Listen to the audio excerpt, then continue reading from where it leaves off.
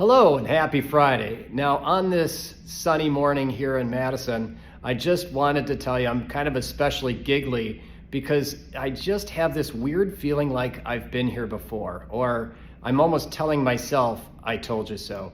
And the reason why I'm kind of in this mood is because we are now talking about yet another type of treatment or emphasis in the aesthetic field.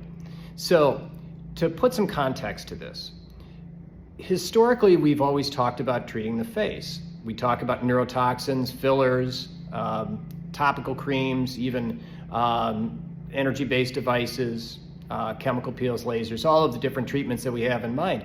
Well, as we have conquered that area or have applied those and maybe maximized those for most of the applications of the face, our industry has seemingly found new problems. So for example, it went from face to now everybody said, hey, by the way, the neck is the new problem. So let's talk about treatments for the neck. So now let's apply energy-based tools to the neck.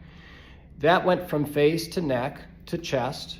And then in previous posts, I've talked a little bit about how this actually then went to, let's say, hands, and even to like this whole vaginal rejuvenation thing. Now that almost seems like a long time ago.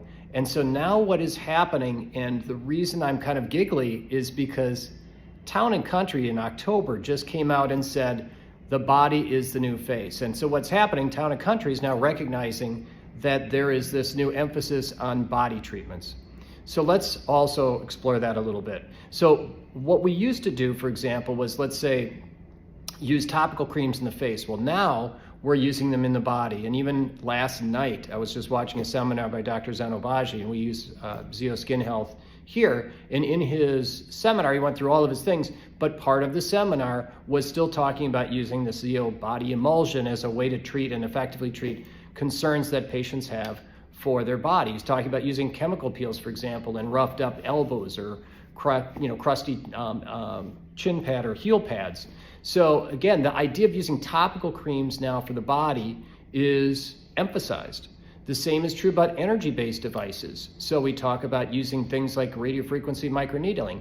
And although I've said it before, it didn't work well for our office, we no longer carry that. You can find those out in the industry where people are using those for new areas. They're talking about crepey skin of the abdomen, so doing abdominal skin, or even using some radiofrequency devices to do breastosis and trying to lift breasts.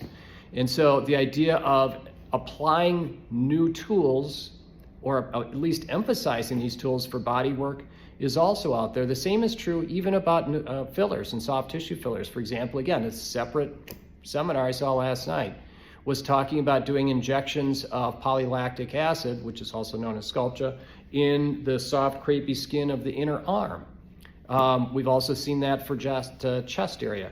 So again, a big emphasis on this. So whether it's coming from social media, whether it's coming from the vendors themselves saying, hey, great, let's get this out in front of everybody, it's something that's there. So if you are paying attention to the industry, you'll have seen this now.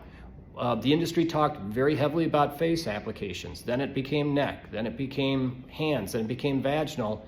Now it's all body as well. So stay tuned. I have no idea where this is going to go. I mean, I just kind of giggle because I think in some ways we are applying technologies to new areas. I think that's wonderful. But in some ways, I kind of feel like we're just creating new problems and neuroses for people. And, in an era when we have so many of these already, I hate to think that my industry is adding to that. But we'll see where this goes. So stay tuned.